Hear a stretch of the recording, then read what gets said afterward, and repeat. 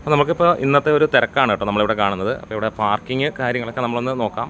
അതായത് ആദ്യ ദിനത്തെ രീതിയിലുള്ള ലെവലിൽ തന്നെയാണ് നമുക്ക് ശരിക്കും പറഞ്ഞു കഴിഞ്ഞാൽ തിരക്ക് അത്രത്തോളം ഗംഭീരമായിട്ട് തന്നെയാണ്. 32ാം ദിനത്തിൽ ഒരു സിനിമയ്ക്ക് കിട്ടുന്ന ഗംഭീര തിരക്ക് എന്ന് തന്നെയാണ് നമുക്ക് പറയാനുള്ളത്. അപ്പോൾ ഈ പാർക്കിങ് ഒക്കെ നമുക്ക് ഒരു സിനിമയുടെ റിലീസ് പോലെ തന്നെയാണ് നമുക്ക് കാണാൻ കഴിയുന്നത്. ഇത് പാർക്കിംഗ് ഗ്രൗണ്ടാണ്. സിനിമ വലിയ ഫുൾ ഫ്ലെഡ്ജ് ആയിട്ട് തന്നെയാണ് പോകുന്നത്. അപ്പോൾ നമുക്ക് ഇന്നത്തെ കളക്ഷനും കാര്യങ്ങളുമൊക്കെ കാണുമ്പോൾ നമുക്ക് അറിയാൻ കഴിയും എങ്ങനെ ഉണ്ടെന്നുള്ളത്. കാരണം ഇന്നും സിനിമയ്ക്ക് 1 കോടിക്ക് മുകളിലുള്ള കളക്ഷനാണ് വന്നുകൊണ്ടിരിക്കുന്നത്. 1 കോടിക്കല്ല, ഇതുവരെ ട്രാക്കിങ്ങിലൂടെ തന്നെ സിനിമയ്ക്ക് വന്നിരിക്കുന്നത് 1,20,00,000 രൂപ ഒരു 7 മണി വരെ കഴിഞ്ഞു എന്നുള്ളതാണ്.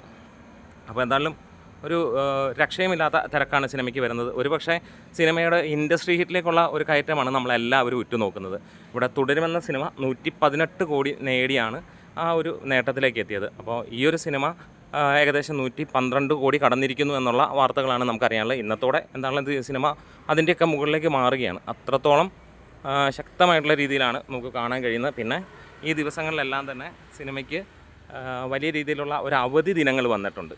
ഈ അവധി ദിനങ്ങൾ വരുമ്പോഴത്തേക്ക് ശരിക്കും പറഞ്ഞു കഴിഞ്ഞാൽ കണ്ടിന്യൂസ് ആയിട്ട് ഇനിയും 8ഓളം അവധി ദിനങ്ങളും കൂടെ സിനിമയ്ക്കുണ്ട്. അപ്പോൾ അത് ഒരു ഗംഭീര സംഭവമായിട്ട് തന്നെ മാറും.